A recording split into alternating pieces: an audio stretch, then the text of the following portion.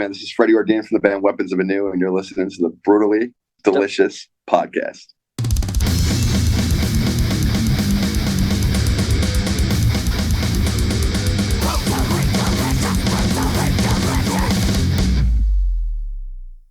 Man, I appreciate you taking time to join me.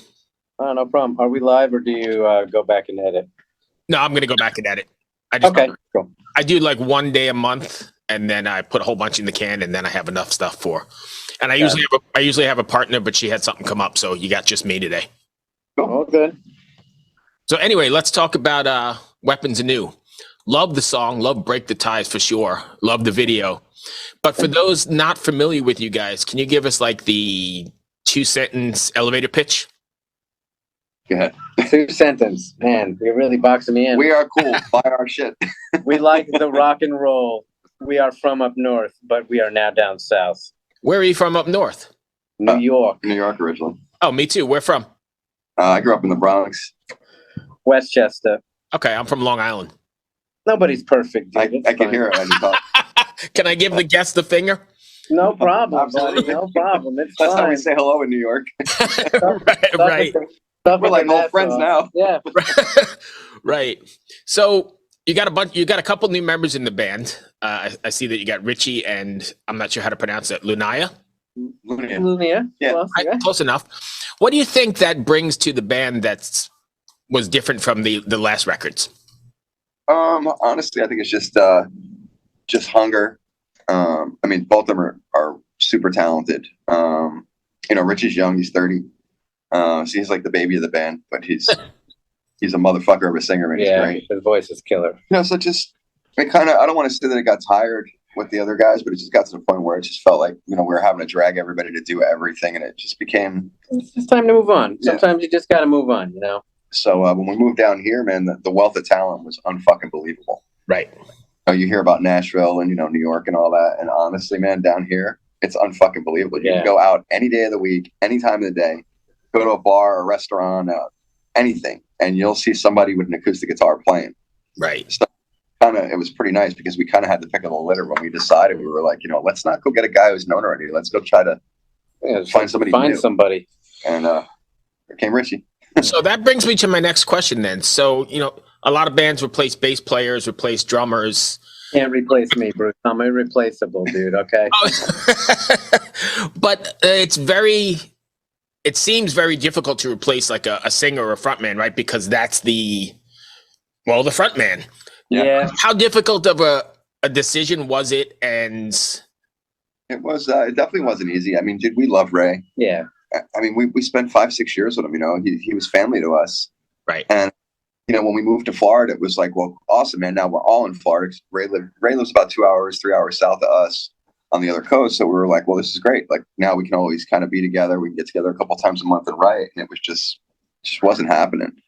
And me and Reno just kind of, we felt a little bit on the last tour that it was probably going to be time for a change pretty soon. And then when we started writing the new record, it kind of became really like evident to us that it was time.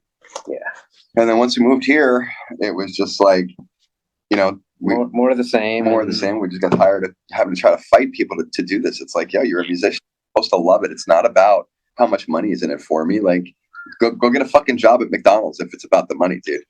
Because you'll make about the same. You'll probably make more at McDonald's. You mean you guys aren't millionaires? I mean, what? Yeah. Don't let these guys pull you. It'd be nice. Yeah, no. So, I mean, it really comes down to a passion, and if it becomes just where it's, well, I need money to do this, and I need money to do that. Like, I get it. And, we all need money to live, but at the same time, we all committed to doing this, and we all did this because we really loved it. And if it's not what you love, then, Cool. Unfortunately, man, just step aside because we're going to keep going. So it wasn't easy, man. Me and Reno, we fought with ourselves about it for probably 2 years. Yeah, dude. I love Ray. At the end of the day, like, that's my brother. He'll always be my brother. Like, it just, but it just comes a point in time where it's like, all right, we got to do what's best for the group. You know what I mean? I say it all the time. It's like we were married. We got divorced. We got our first kid to show for it. And I went and fucked the supermodel and have a new kid now. That's great. Do you, what's been the response from the fans then? Have they been pretty accepting? Dude, it's amazing, man. Like, we were super scared about that, because Ray's got some fucking history. And then, dude, we did a lot with Ray. we were like, oh fuck, dude, this poor kid's gonna get pummeled. And honestly, man, everyone's been super accepting of him, and he's really talented. He's super good live. He's just a sweet person. I mean, when you get to meet him, you'll see. Okay. There's really not like about him. So the new record, The Art of War, now that it's complete, yeah. What was the writing process like? Were you guys able to get together and write like in the old traditional sense, banging things off each other, or is it more like, hey, here's a riff? Not really. Me and Mike Ferretti did a majority of the writing in the studio. He was our producer, and we came off the Scott Stapp tour. We had toured a lot in 2019, so it was time. Like we needed to do a new record. So we came off the road, and I went right into the studio for probably 2 months, 3 months, and just wrote the whole record. And then we slowly but surely started putting it together. And as we were putting it together, it was like, yeah, it's time to make a change here. So it became evident, so everything with Chris, our drummer, and, Chad from Breaking Ben stepped in. So it was cool. It was an exciting time. I'm excited for people to hear what it sounds like now. It's a different, I don't want to say it's a different band. I mean, it still sounds like us. It's different though. But it's definitely different. Yeah, it's a little grown up, and I think a little better thought out. Well, I see the single's been blowing up, right? I mean, you've gotten a great response to Break the Ties. Yeah, it's starting to go. Okay, so far, it's starting to go. So is there something you want your fans to take away from after listening to The Art of War? I mean, I know it's got, the title of the book, the famous book or whatever, but is there something deeper or something you want them to walk away from after listening to the record? I mean, once they listen to the record, it's almost like they're sitting in our living room with us. Yeah, you'll get it. You'll get it. You'll get it. It's shit that we've all been through for the past, since 2017, so it was 5 years of touring and being a band and writing and life experience and getting divorces and moving and, all the shit. So I think people are going to connect with it. It's crazy. Certain people connect with certain songs, and it's, and I'll never tell them they're wrong or they're right or whatever. It's just interpretation and how they connect with it. It's fucking hear that from somebody. Whether that's talk about or not, it's kind of cool to see their take on it. Right. So when fans connect with it, I mean, I guess that's the ultimate takeaway. But do you have a good story of how it has affected somebody? Has somebody come to you after a show or sent you an email, said, "Hey, I listened to, I don't know, Break the Ties," or whatever the song is, and it's touched me? We haven't been touring enough yet, but so when we get our fucking asses back on the road, we get a decent amount of emails and stuff like that, and it's been pretty positive. The response, the response is definitely. So I'm just going through your bio that Shauna sent over. How did Logan Matter get involved? Because he's been on the show a couple times, and Logan's awesome. Yeah, we taught him how to speak New York actually while we were in because Logan he's so kind of chill in just California. We were out on tour together. He was in another band. We were out doing some Metal Legion shows in 2019, and Logan was filling and playing guitar for this other band. And him and I just started talking. We totally connected. We're both metalheads. We both like to kind of have that fucking swing. Right. Lo knows how to swing, dude. That motherfucker's he can groove. Oh yeah. So we were kind of trying to decide who we wanted to produce the new record. So we invited a couple of guys out. So Logan came out to New York for 2 weeks, and honestly, he was my choice. It's really who I wanted to work with, but the Machine Head reunion tour had come up, so just the timing wasn't there. So we got lucky, man. We got Break the Ties right out of us. But it was great, dude. He came up to New York. He spent probably like a week or something like that with us, and he left going. We would tell him, "Hey, Logan, when people ask you how you doing or where you at, you tell them I'm over fucking here. That's where I am." It's funny as shit how he does it. Right here. It's right fucking right here. That's the classic. Hey, how you doing? Yeah, he's exactly. He's got it down. He knows it now. He speaks fucking fluent New York. So yeah, he's a great guy. I've seen him a couple times with Once Human, actually on 70,000 Tons of Metal and a couple other places. Yeah, very good guy. He's just a great person. He really is, man.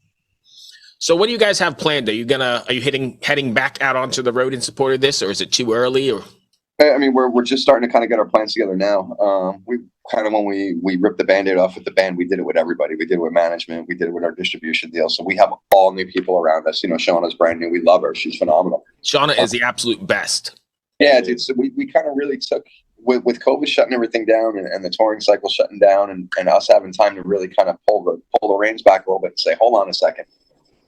Let's fix all the fucking problems and get it right. So we got new management with Regime Management Group. They're great people. We brought Shauna on. So it's just kind of slowly but surely been building our team back up. So we just got our new booking agent. So he's in the middle of everything right now. They're telling us probably February is when we're going to start going again. And then, Dude, we're fucking road dogs. Once you get us out, man, him and I are retarded. We've been doing this so long. It's like, dude, you want to go on the bus for like 7 weeks? Sure, like, why not? Yeah, fuck it. Yeah, so that's it's like, great. yeah, man, we love it. What was it like during the pandemic? Was there a point where you were considering ending this, or how did you handle the pandemic? Because it was rough for everybody, right? And there was no light at the end of the tunnel at some point.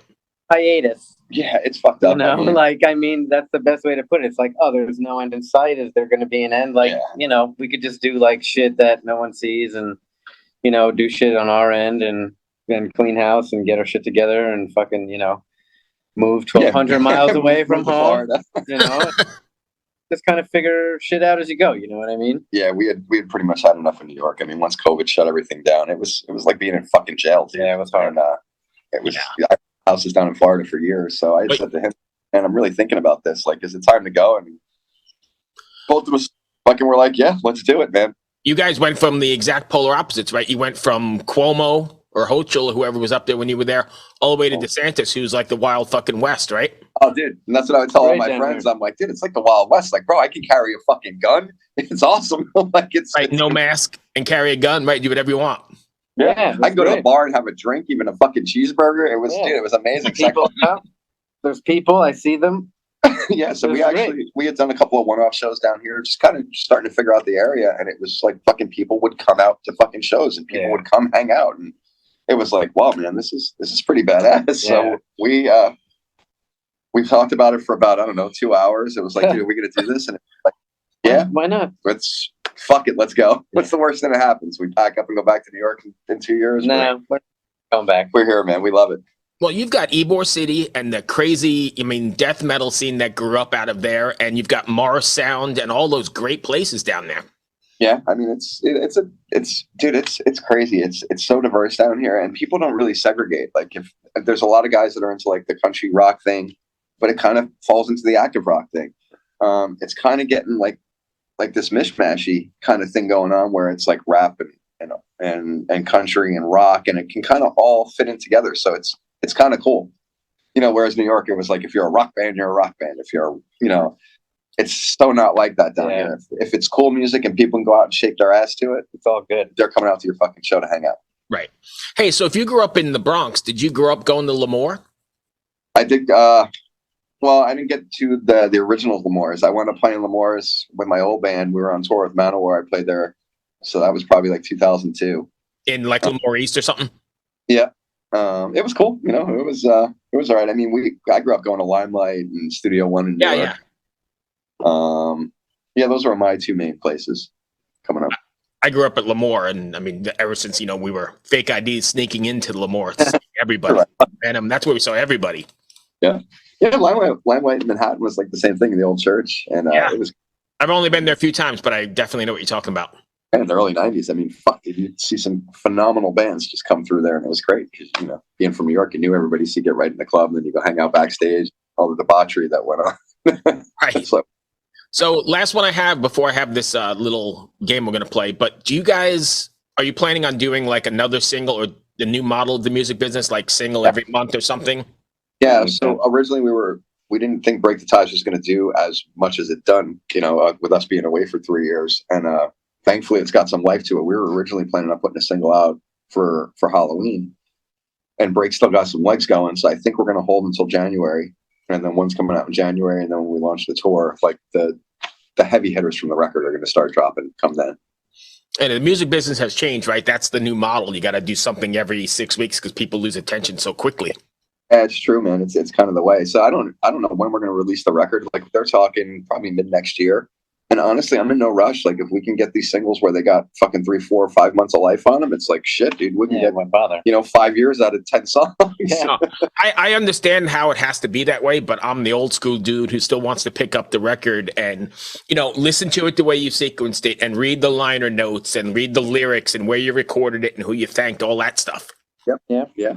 100%. So, I mean, definitely by the time we're on the road, whether we do CD singles or something, because I mean, a lot that I remember from being on tour, for the past years was, dude, people, whether they listen to the CD or not, it was like a memento that they would take home with them. They wanted to sign it. They want to take a picture of you with it. So I still think it's a super important thing for when you're on the road. You know, you can't tour with no product. No, you need stuff. No, I agree. And like I said, I'm old school. I think the young kids are missing something because that was a whole ritual, right? You save your paper route money and go to the record store on a Tuesday and Of course, buy the new Metallica record or whatever. Album to come out and shit like that. Shit, yeah, dude. I mean, we all remember, like, we remember that stuff. Unfortunately, Right? Yeah. I mean, it's kind of just.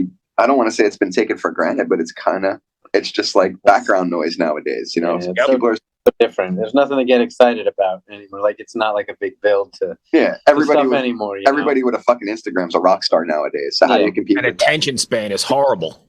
I know, bro. That's what we should do. We'll sell a cell phone with the CD. So people can take That's probably a great marketing idea. Yeah.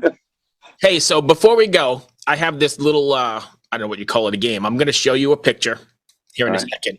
And all I need you to do is tell me what's going on in the picture and what's going to happen next. Bro, we're fucking.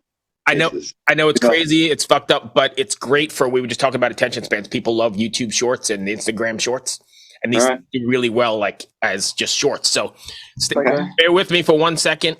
If it's too fucked up, please feel free to tell me you don't want to do it. But no, it's all good. Just don't be fucked our responses because they're probably I want the responses. So what's going on now and what's going to happen in the next frame? The toaster is on fire because cheese doodles are exploding out of his brain, and hot dogs are flying in to save the day. Where do you see a toaster? It looks like a Zippo lighter with multicolor flames, but if you look at it quick, it looks like burnt toast popping out. Good. What is he going to do? He's going to meet with the OSHA inspector to go over high visibility jackets and pass. What do you think is in his little book there? Drawings of cocks. Yes. And is that a cell phone? A can of gasoline? That's a can of gasoline, dude. 100%. Right there. Okay, yeah, I see it now. Yeah, he's gonna stuff the hot dogs in there so they can cook through scientific heat waves. Where the fuck did you even find this picture? So did you paint this? No. So I'll give you a little side or a little history. My sister is a psychiatrist, and she's got these sort of like the Rorschach test, but they're more fucked up. I have a whole list of them, and I kind of just pick randomly as we go along and get different answers. Like today, this one's going to be for all 9 interviews I have, and we'll get all these different takes on it. Cool. They're very fucked up, and they get progressively more fucked up. And I'm guessing she's going to probably analyze it and watch it one day, and tell you that you're even more fucked up for. Yeah. Oh, I know I am. For a toaster.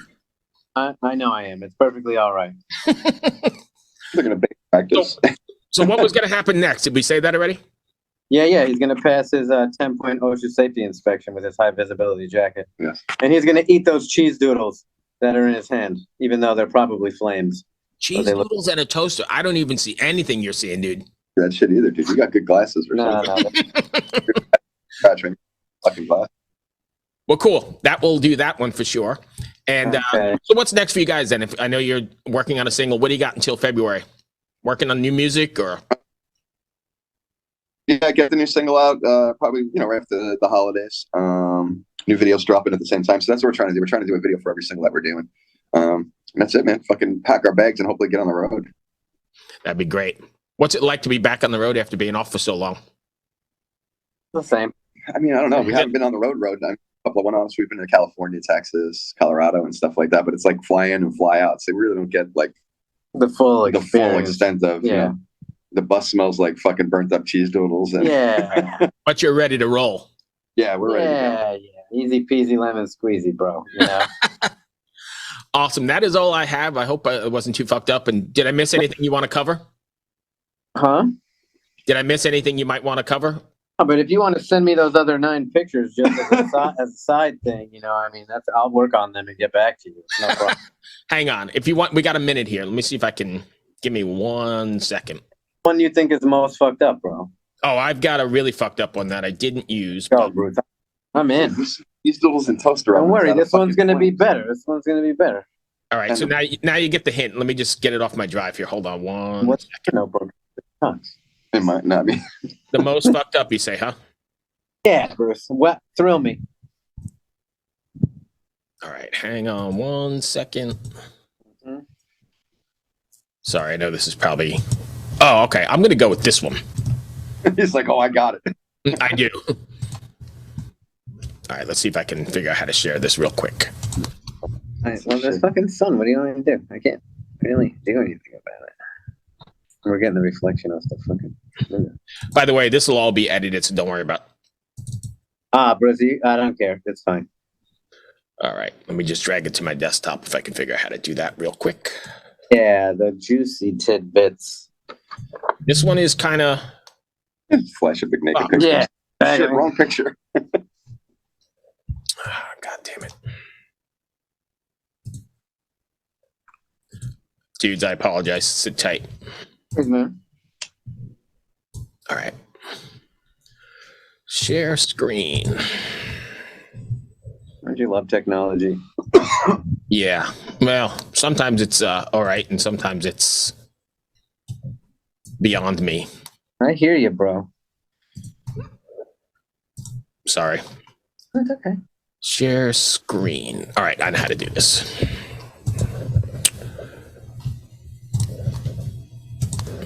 I got to open it first. See, I wasn't prepared. Dude, we're never fucking prepared. Most people think I'm a jackass with these, so. No, those people are wrong, Bruce. Yeah, they don't know. All right, this should work, and we've got like 5 minutes, so I got the next one, so you can. What do you see? Really All right. What do you see? I see a spinning wheel that says Bruce Moore has started there we screen go. sharing. Okay. No, hold you on. don't see this? I got it. You think this one's fucked up? That's about to dive into the bald man's anus. Asshole, 100%. He's about to do a triple into his anus. The frog is concerned that he might go in there also. Is that a gorilla jerking off in the corner? Yeah, that gorilla's masturbating. That's not a frog in his hand? That's the Yeah. what? No. What he says in his hand? Oh, it might be a frog. He's gonna stick the frog into his urethra. He enjoys urethral sounding with amphibians in the jungle. That's a leaf or something. And of course, it's metal. Yeah, of course it's metal. They're blaming metal on all Yeah. of this anal probing. And Yeah, that's not cool because you know the guy's got a mom tattoo. Maybe he thinks his mom is in that guy's ass. he's saving her. Yeah. All I know is that dude, that bald dude with the glasses, he's fucked, dude, because my He's man running for his life.